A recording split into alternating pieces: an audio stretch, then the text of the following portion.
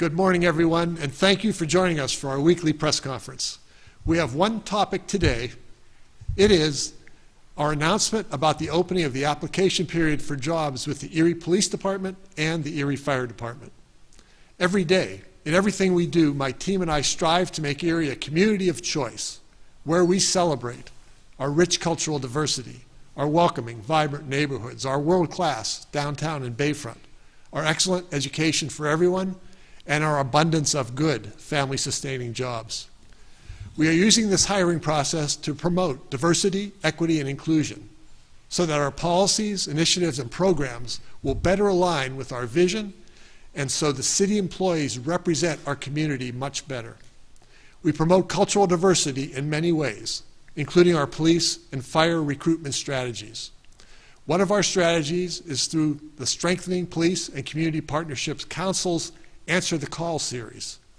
The goal of this program is to present first-hand information to residents on our hiring process. Our goal is to hire firefighters and police officers who reflect Erie's rich cultural diversity. Throughout the Answering the Call series, we partnered with the local NAACP chapter and Erie Public Schools to ensure we reach our goal of 15% Black, Indigenous, people of color, and female candidates passing the Erie Police Department and the Erie Fire Department written test and the physical agility test. Through our recruitment efforts, each year since 2018, we have exceeded that goal. For the last 2 years, we have seen positive results in the diversity of the candidate being hired. I want to thank Gary Horton, president of the local NAACP chapter, Erie School District Superintendent Brian Polito, Erie High School Principal Don Orlando, and Ken Nixon Jr., the Erie Public Schools Coordinator for Education, Diversity, Equity, and Inclusion. They partner with the city to prepare students and increase our diversity on both the police and the fire departments.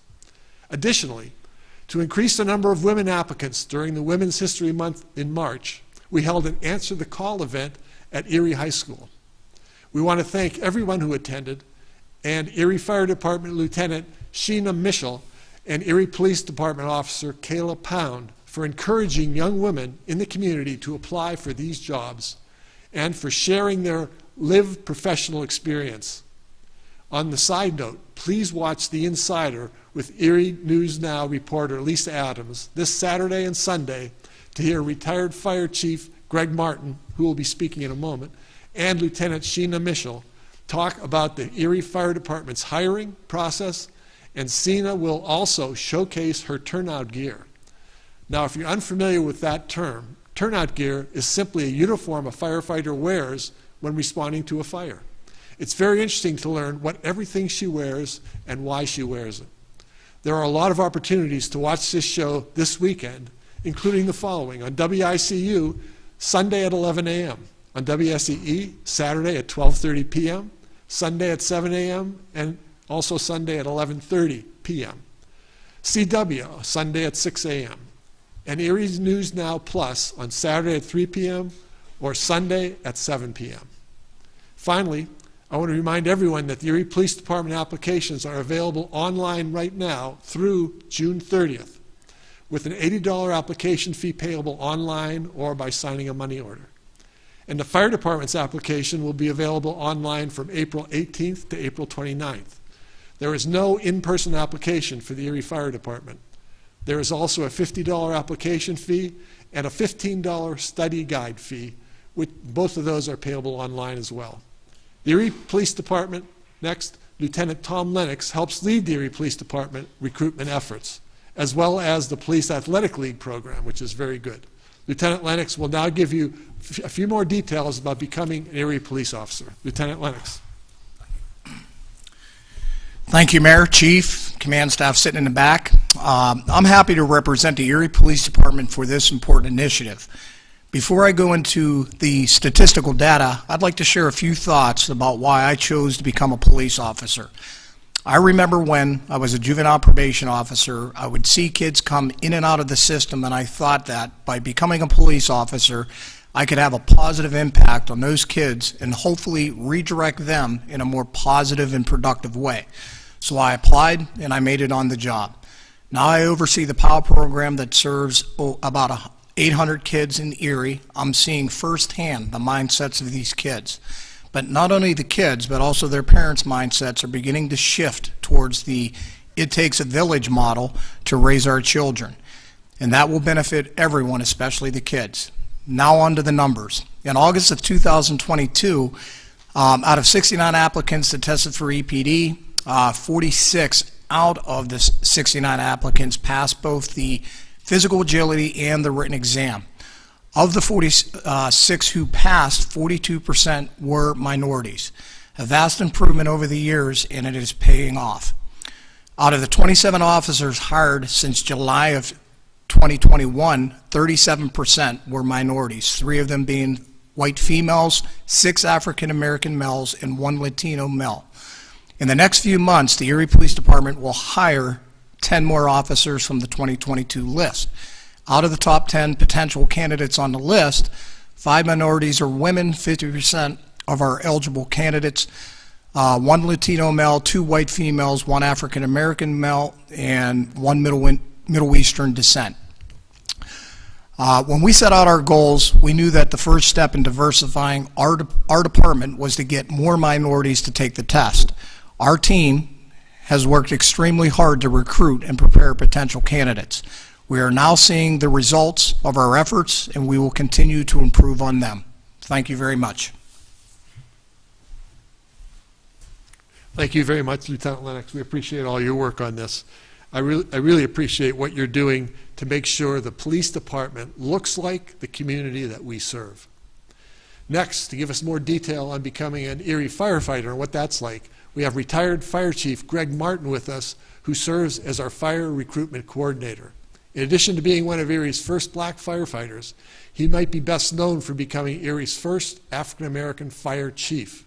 In that role, Chief Martin spearheaded many initiatives in health and wellness, mental and physical evaluations, updating and standardizing gear and equipment, dealing with issues for female firefighters, and handling financial issues.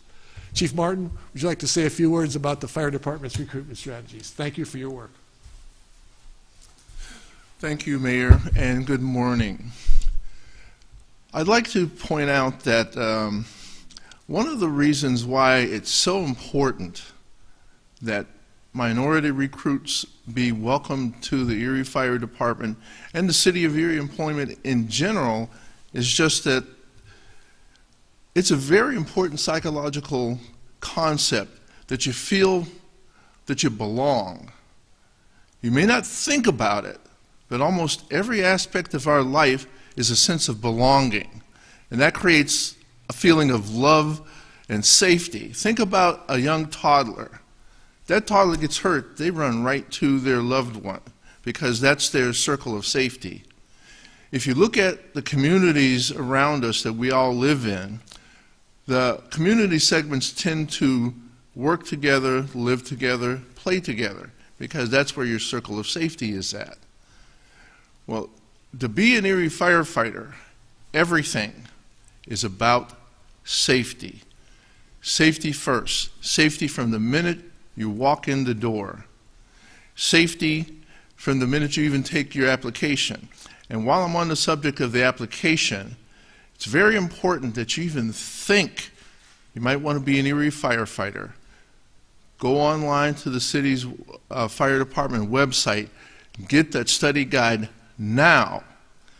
Start studying now. Start your physical fitness now. You need to be aware of what's going to be out there for you. And the quicker you start, the better prepared you're going to be. The Erie area has a very welcoming atmosphere.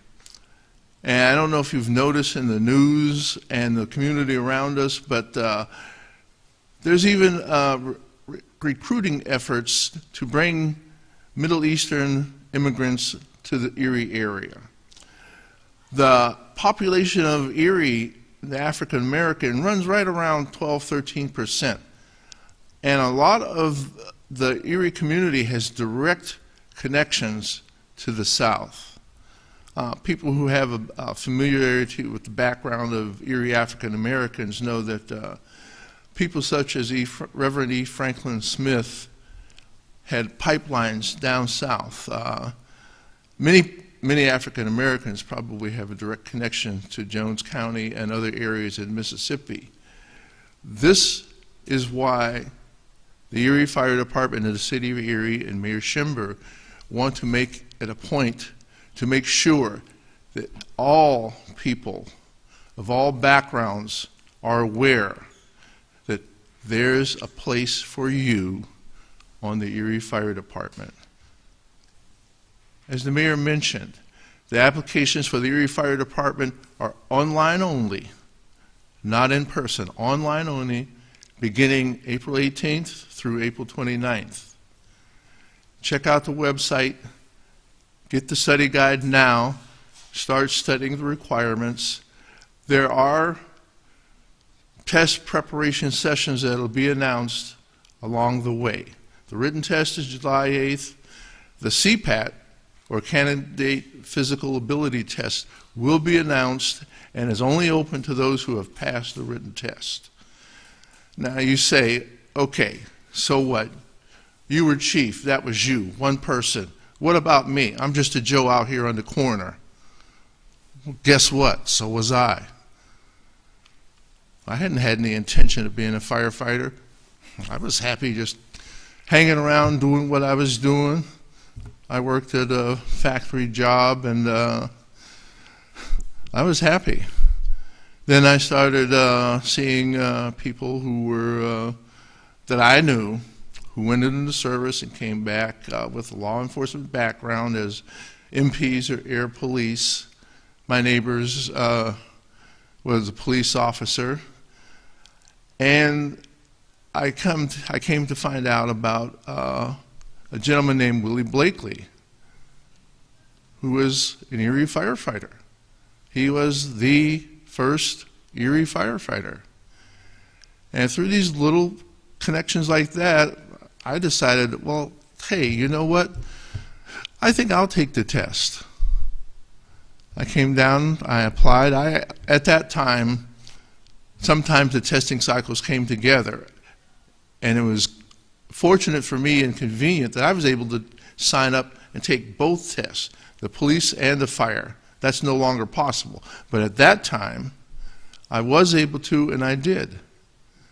And when I went through the process and I came out high on the fire department test, I looked up, thanked my God, and took that as a signal.